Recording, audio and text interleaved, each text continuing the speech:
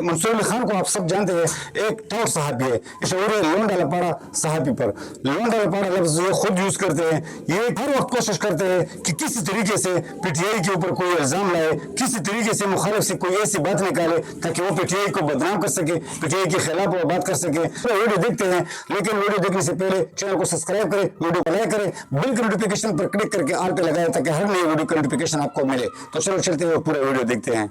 जो मामला कल से स्टार्ट हुआ था डीजीआईएसपीआर की प्रेस कॉन्फ्रेंस का, वो मामला अब आज दूसरे दिन 24 घंटे के बाद भी जो है वो ठंडा नहीं हो रहा और मामला जो है वो काफी हद तक सीरियस हो चुका है। मैं अब अगले आने वाले 24 घंटे से 48 घंटे में क्या होने जा रहा है सबसे पहले उसके बारे में आपको बताऊंगा, और साथ ही साथ इस वक्त मूड क्या है, एस्टैब्लिशमेंट के अंदर जो है वो मूड क्या है और पाकिस्तान तहरीक इंसाफ किस तरह रिएक्ट कर रही है, इन तमाम चीज़ों के ऊपर जो है वो नजर डालेंगे। सबसे पहली बात तो ये कि डीजीआईएसपीआर की जानिब से जो प्रेस कॉन्फ्रेंस की गई, उसके अंदर जाहिर बात है काफ़ी सख्त लैंग्वेज जो है वो यूज़ की गई। इमरान खान साहब को जो है वो एक सिक्योरिटी थ्रेट करार दिया गया और जहनी मरीज उनको जो है वो करार दिया गया। अब उसके बाद जाहिर बात है जब ये सब कुछ हुआ तो पाकिस्तान तहरीक इंसाफ के फॉलोअर्स और सपोर्टर्स की जानिब से जो रिएक्शन आ रहा था सोशल मीडिया के ऊपर वो तो चले था ही, लेकिन पाकिस्तान तहरीक इंसाफ के ऑफिशियल अकाउंट के ऊपर जो है वो डायरेक्टली डीजीआईएसपीआर को टारगेट करते हुए जो है वो एक बड़ी अजीब किस्म की, बड़ी बल्कि मैं कहूँगा बिलो द बेल्ट जो है वो एक पूरी एक कैंपेन जो है उसका आगाज़ कर दिया गया जिसमें उनको और उनके वालिद साहब को जो है वो टारगेट करना शुरू कर दिया गया।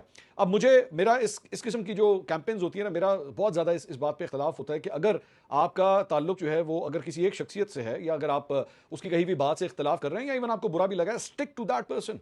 आप मुझे इस बात की मुझे समझ नहीं आती कि उसके अंदर जो है वो फैमिलीज को जो है वो क्यों ड्रैग करना शुरू कर दिया जाता है। अब ये पूरी एक कैंपेन जो है वो स्टार्ट हो गई है।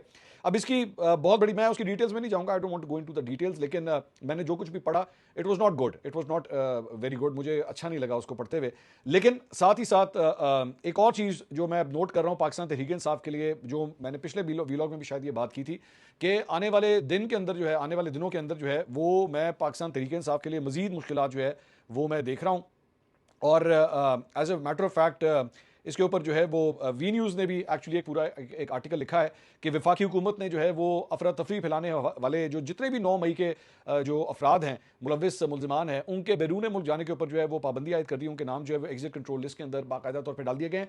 पहले से ही कई नाम जो है वो उसके अंदर शामिल थे। उस लिस्ट के अंदर जो है अब मजीद नाम जो है वो शामिल किए गए हैं और इसकी जो है वो बाज़ाब्ता मंजूरी भी जो है वो दे दी गई है और 132 अफराद के नाम जो हैं वो जो पाकिस्तान तहरीक इंसाफ के साथ मुंसलिक हैं उनके नाम अब एग्जिट कंट्रोल लिस्ट में जो है डाले जा चुके हैं। चंद नाम मैं आपको बता देता हूँ, उसमें इमरान खान साहब उनका नाम पहले से शामिल है, शाह महमूद कुरैशी, उमर अयूब, फवाद चौधरी, शिबली फराज, अली अमीन गंडापुर, शेर आफरीदी, उस्मान डार, शीरी मजारी, जताज गुल, मुसरत जमशेद चीमा, कवल शोजब, शेख रशीद, शेख राशिद, जैन कुरैशी, इन सबके इसके साथ साथ इनके नाम जो हैं वो शामिल किए गए हैं।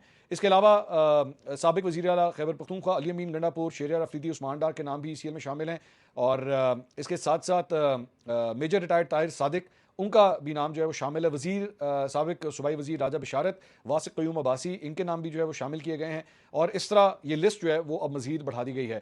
पाकिस्तान तहरीक इंसाफ के लिए ऑब्वियसली जिस तरह मैंने आपको बताया कि हालात जो हैं वो काफ़ी हद तक ख़राब हो चुके हैं और इस वक्त पॉइंट ऑफ नो रिटर्न के ऊपर जो है वो कहानी अब आ चुकी है। सीनियर तजियाकार नजम शेट्टी साहब, उन्होंने एक्चुअली इसके ऊपर बड़ी ज़बरदस्त रोशनी डाली और कल के अपने प्रोग्राम के अंदर मैं वो देख रहा था, उन्होंने उसका इस बात का जिक्र किया कि ये मामला एक्चुअली ज़्यादा ख़राब जो है वो कहाँ से स्टार्ट होना शुरू हुआ है। एक तो जाहिर बात है इमरान खान साहब के ट्विटर अकाउंट से जिस किस्म की ट्वीट्स की जाती थी फील्ड मार्शल आसिम मुनीर के हवाले से, उसके अंदर बड़ी सख्त किस्म की लैंग्वेज जो है वो यूज़ की जाती थी और उसी के मुताबिक जो है वो ISPR ने भी फिर उतनी ही सख्त लैंग्वेज में जो है इस बात का जवाब भी दिया है। अलावा एक और डेवलपमेंट जो है वो ये जो भी रिएक्शंस के ऊपर मैं आपसे भी थोड़ी देर पहले बात कर रहा था, तो रायन ग्रिम है ड्रॉप साइट वेबसाइट के, उन्होंने अलीमा खान साहबा से जो है वो गुफ्तगू की है। अलीमा खान साहबा ने कहा जी, DGISPR की प्रेस कॉन्फ्रेंस में गुफ्तगू करते हुए उन्होंने कहा जी पूरी प्रेस कॉन्फ्रेंस में इमरान खान का नाम नहीं लिया गया, मीडिया में इमरान खान का नाम नहीं ले सकते और आसिम मुनीर के खिलाफ बोल नहीं सकते। आसिम मुनीर वन मैन पाकिस्तान बन चुका है। अगर लीडर जिसके पीछे 90% अवाम है, अगर वो सरकारी एहलकार को कुछ कहता है तो यह गद्दारी है। आसिम मुनीर एक फ़र्द है। मेरे भाई ने मेरी बहन को कहा कि अगर मुझे कुछ हुआ तो इसका जिम्मेदार सिर्फ आसिम मुनीर होगा। इमरान खान इस हद तक गुस्से में है और अगर वो आसिम मुनीर के बारे में कुछ कहता है तो हम उसको एडिट करते हैं। मेरी बहन सिर्फ 1 या 2 टर्म्स आसिम मुनीर के लिए इस्तेमाल करती हैं। पहले हम एडिट नहीं करते थे, अब एडिट करते हैं। मेरा ख्याल है क्योंकि मुलाकात के दौरान सब कुछ रिकॉर्ड हो रहा था, आसिम मुनीर को पता चल जाता है कि मेरे भाई ने क्या कहा है। मेरी बहन और मेरे इंटरव्यूज़ की फेक वीडियोज़ बनाई गई। इमरान खान जो कुछ कह रहा है वो इदारे के खिलाफ नहीं, वो आसिम मुनीर के खिलाफ कह रहा है। तो ये इमरान खान साहब की बहन का जो है DGISPR की जो प्रेस कॉन्फ्रेंस थी उसके बाद उनका ये रद्द-ए-अमल आया है। अली मोहम्मद खान पाकिस्तान तहरीक इंसाफ के रहनुमा, उन्होंने भी जो है वो अपना रद्द-ए-अमल दिया है। उन्होंने कहा कि जी भाई, आज आपने उस शख्स को बुरा भला कहा जिसने अपना सब कुछ इस मुल्क पे कुर्बान कर दिया। I am pretty sure he is addressing the DGISPR।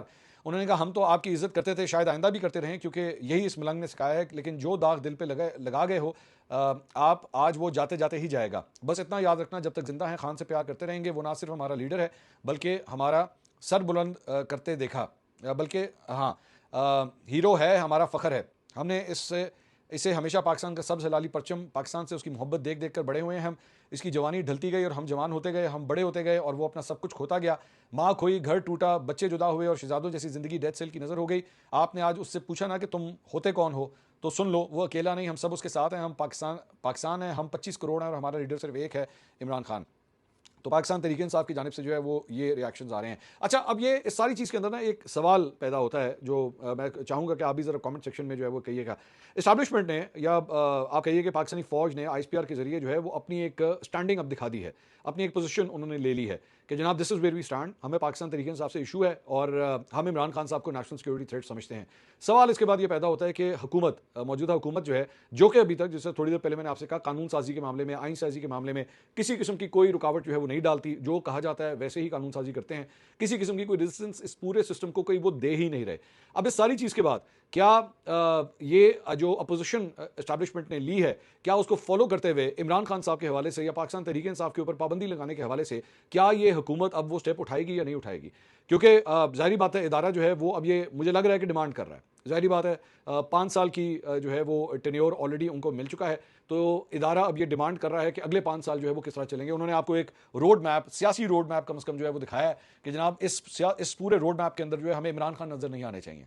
सो अब the ball is now in the governments court. और बार बार अगर आपको याद हो कि DGISPR भी अपनी उस प्रेस कॉन्फ्रेंस के दौरान बार बार ये कह रहे थे कि हमने अपना सिर्फ एक रद्द-ए-अमल देना था, असल काम जो है वो हुकूमत का है।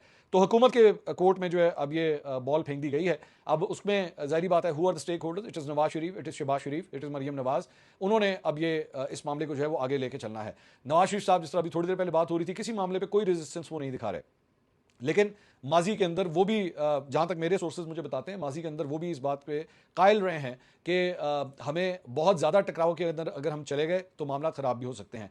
तो अब क्या नवाज शरीफ साहब जो हैं वो इमरान खान साहब के खिलाफ ऑल आउट जाना चाहेंगे?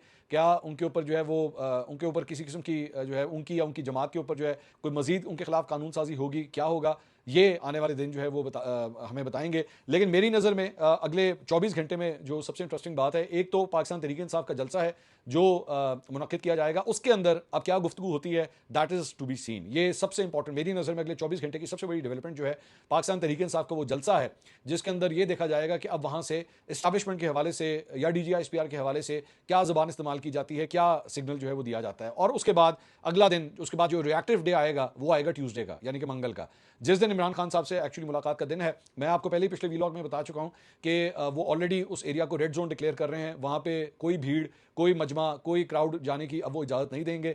मुलाकातों के हवाले से पहली अताउल्ला तारड़ जो है वो अनाउंस कर चुके हैं कि अब उज़मा खान साहबा की दोबारा मुलाकात तो इमरान खान साहब से नहीं होगी।